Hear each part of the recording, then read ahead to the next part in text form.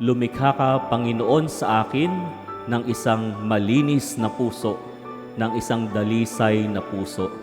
Sapagkat bawat isa sa atin, bagamat nilikha ng Diyos, sa kanyang wangis at larawan ay meron pa ring angking kahinaan. Ang kahinaan ng tao na umiwas sa kasalanan at ang kanyang kakulangan sa pananalig sa Diyos. Yung iba sa atin, itinatago ang kahinaan. Yung iba sa atin, itinatanggi, ayaw umamin kasi nahihiya sa ating kahinaan. At normal naman ito kasi nakakahiya naman talaga ang kasalanan.